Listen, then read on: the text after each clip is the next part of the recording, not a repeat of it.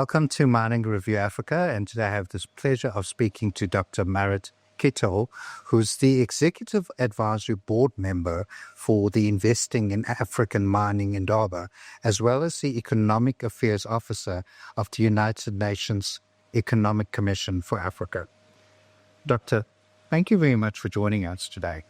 Now, there's been a lot of talk over the decades about how Africa can realize its mineral potential to benefit all its citizens.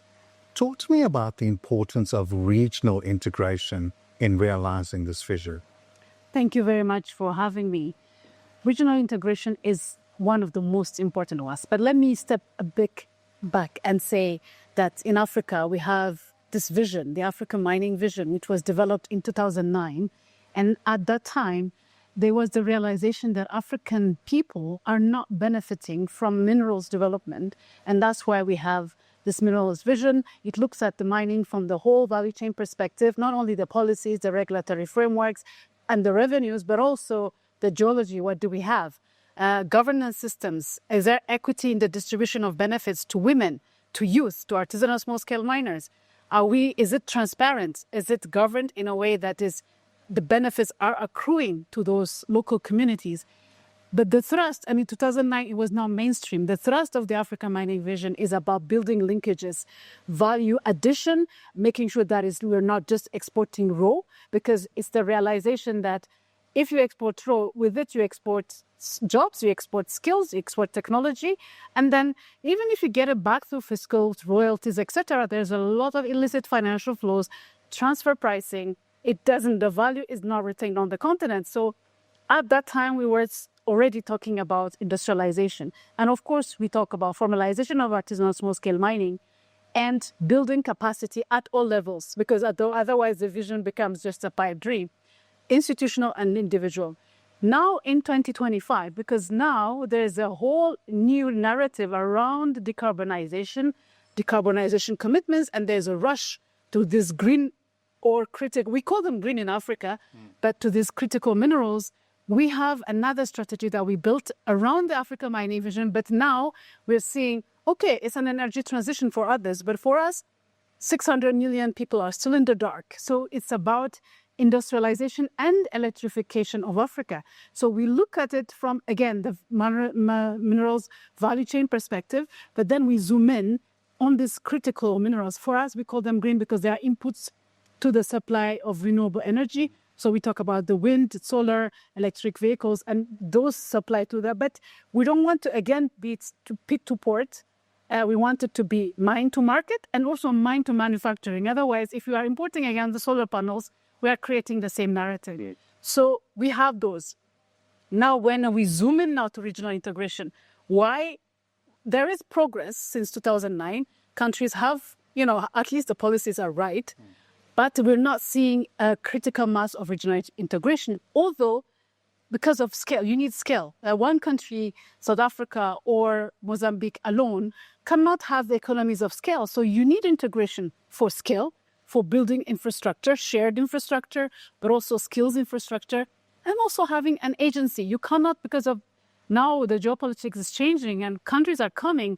If you are negotiating in one country versus big ones, such as the US or EU with 27 countries, the bargaining power is not. So you really need regional integration also to voice, not only for scale, for infrastructure, but also for agency and have more bargaining power. Absolutely.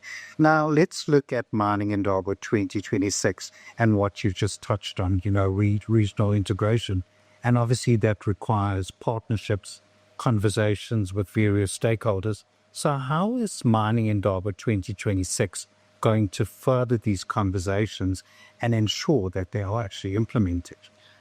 Very good. The main theme of the Mining Indaba 2026 is about partnerships. Partnerships stronger together is the main theme. And really, throughout the years, the Mining Indaba has been much more inclusive. It's not only the private sector or the investors getting together, but it's governments, but also the investors, the financiers, the downstream players, and also communities and women and youth, etc. So to move the needle on this regional integration, we really need to have candid conversations of what really is. Otherwise, it becomes a pipe dream, as I said. So conversations with trust, with the mining sector, with the privates, and mining Indaba has enabled that kind of connections throughout the years. Mining Indaba has really become big and it's been attracting so much of these actors on the ground, whether they're financiers, they're development financial institutions, whether they are private sector. So it enables candid conversation. Sometimes it's in open, but sometimes also in closed door, talking about numbers, how we can move the needle, sometimes having like not difficult conversations around, what skills need about transfer of technology or about, how do you make it deliberate policies. But of course, there's the market and there are also stakeholders, shareholders. All of these are difficult discussions that can be had that mining Indaba enables because we come together as one. We're not fragmented in, it's one of the, I think it's the platform where all these actors come together.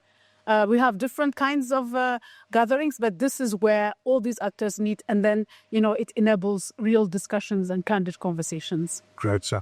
Well, I, for one, am looking forward to those conversations. Dr. Marit Kitaw, thank you very much for your insights and for joining us on Mining Review Africa today. Thank you very much. I appreciate it.